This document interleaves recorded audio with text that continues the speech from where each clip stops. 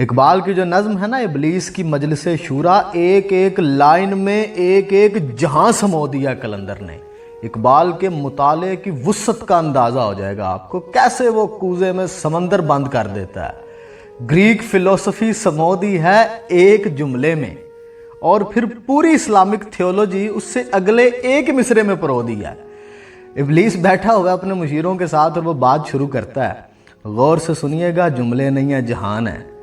تو وہ کہتا ہے، یہ عناصر کا پرانا کھیل، یہ دنیا دوں، ساکنان عرش اعظم کی تمناؤں کا خون۔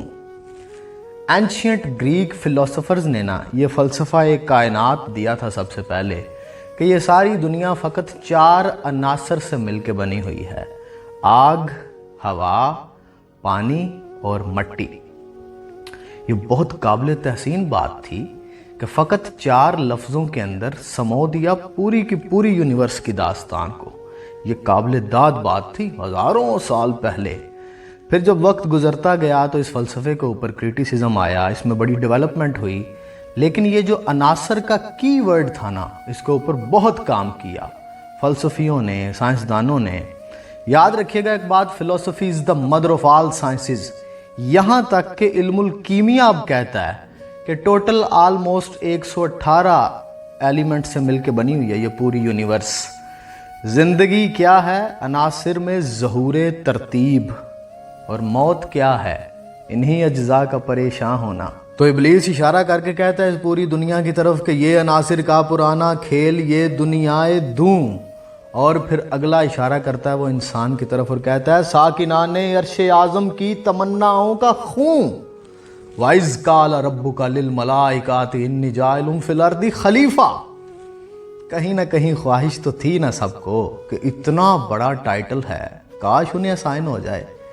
جیسے اس جنگ میں جب آقا صلی اللہ علیہ وآلہ وسلم نے فرمایا تھا کہ کل جھنڈا میں اس شخص کے ہاتھ میں دوں گا جو اللہ اور اس کے رسول سے محبت کرتا ہوگا، اور اللہ اور اس کا رسول بھی اس سے محبت کرتا ہوگا۔ بہت بڑا ٹائٹل تھا نا۔ اصحاب رسول صلی اللہ علیہ وآلہ وسلم فرماتے ہیں کہ زندگی میں کبھی خواہش نہیں رہی یار کہ سرداری مل جائے، سپہ سالاری مل جائے، لیکن اس رات ہر کسی کی یہی آرزو تھی کہ کاش صبح جھنڈا ہمیں مل جائے، کیونکہ بہت بڑا ٹائٹل تھا نا۔ تو یہاں جب رب العالمین نے کہا نا فرشتوں سے کہ میں اپنا خلیفہ بنانے والا ہوں اس کو، تو انہوں نے کہا یا اللہ یہ ڈیزرو نہیں کرتا، یہ خون ریزیاں کرے گا، یہ فساد پھیلائے گا۔ دیکھو ہم ہر وقت تیری تسبیح کرتے ہیں، ہم تیری حمد بیان کرتے ہیں، کتنے اوبیڈینٹ ہیں نا ہم۔ تو میرے رب نے کہا تھا قالا انی اعلم ما لا تعلمون۔ اگلے دن مجھے ایک کلپ بھیجا میرے بھائی نے، اس میں ایک صاحب نے بڑی خوبصورتی کے ساتھ اس ایونٹ کو ایکسپلین کیا کہ اس وقت کائنات کے خالق نے میری وکالت کی تھی، میری گارنٹی دی تھی کہ دیکھنا اس کی پرفارمنس، انگشت بادنداں رہ جاؤ گے، یہ احسن تقویم ہے، خاکی بدن کا مرتبہ پہچان آدمی، تیرے لیے خدا نے فرشتے جھکائے ہیں۔ خدا کی قسم ہے گناہ ثواب تو بڑی بات کی باتیں ہیں، ہمیں زے بھی نہیں دیتا بلو دا بیلٹ کچھ کرنا۔ اس کائنات کے رب نے میری گارنٹی دی ہوئی ہے۔ سب کے ارمانوں کا خون ہو گیا تھا وہاں جب اس نے مجھے چنا تھا اس منصب کے لیے۔